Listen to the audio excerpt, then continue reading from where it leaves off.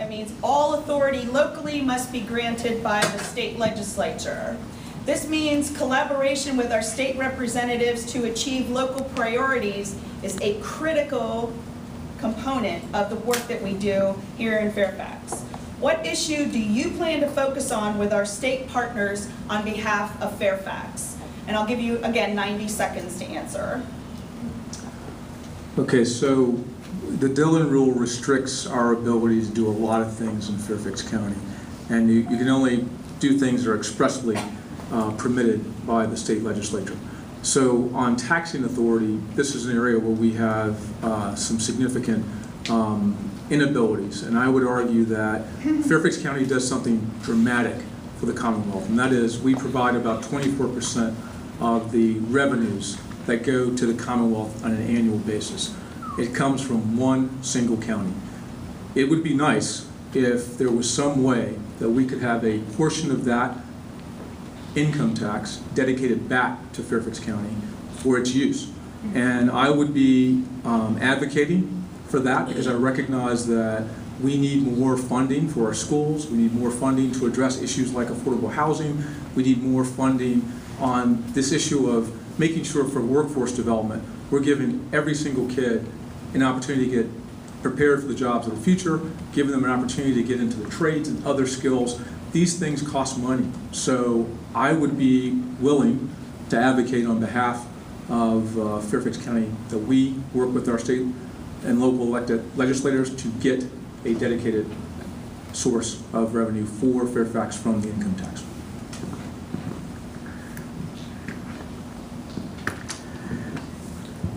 We have a couple of our legislators here today in the audience, and I would work with them. As Rodney mentioned, taxing authority is one of the big things. With the Dillon rule shackles us from being, we had the meals tax recently. It was not, we should have been able to have the Board of Supervisors vote on that, but we had to put it to a referendum. Those are things that I wish we had the authority to do as a supervisor, as a board member, that you can vote on something you think is best for the county, and then you live with its consequences come November. Secondly, but one thing that I would like to have a little more freedom on, besides the taxing authority, is our solarized energy bill that's down in Richmond. That would provide a chance for community members, residential members of the community, to use solar. And that will help us with our climate change issues moving forward. Those are the two big things I would look at, the taxing authority and the solarized bill. Thank you.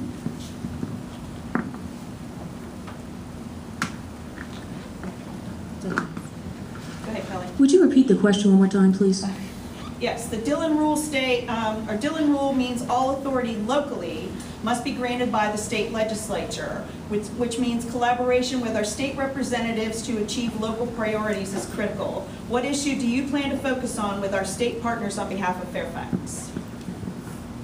I think there's actually two issues we need to focus on. There are two critical issues to what I consider quality of life: education and housing. And yes, they're correct that it comes down to how money is allocated and who gives the most money and what we get back.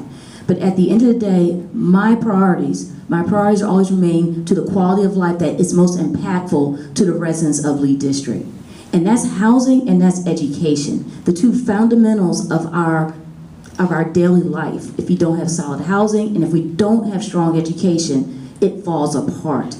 And for those, and some I've heard on the campaign trail, I don't have kids in the schools, I'm single, I'm senior, it doesn't affect me. Yes, it does. It does. Education affects our property taxes. Education affects what we have available as an employment to attract employers to our district. For 20 years, we have not had any employers come down to Route 1. We have all the space available down at Route 1 to capitalize, especially at a very good rate, to build up that area. We could have done this 20 years ago. We need to build our education and we need to build our housing so that we have a competitive reason to attract businesses. Because honestly, I don't know why Route 1 20 years ago has sat the way it looks the same and Kingstown has empty buildings. I need to understand how Kingstown continues to have buildings built. They're talking about putting more condos, and yet Route 1 hasn't had a new business, a viable, real new business in over 20 years. How did that happen? Those are the questions. That's why I'm running. Thank you very much. So with the Dillon rule, I think I would focus on three main things. One is the revenue issue. I think our hands are completely tied in how we can raise revenue in Fairfax County. We had to put the meals tax on the ballot, and it failed. And we need to have the same right that cities do. Counties and cities are treated very differently under the Dillon rule, and our hands are tied even more. I agree that we need to be able to raise more revenue to help the people in our community. The second thing is the solar and renewable energy issue.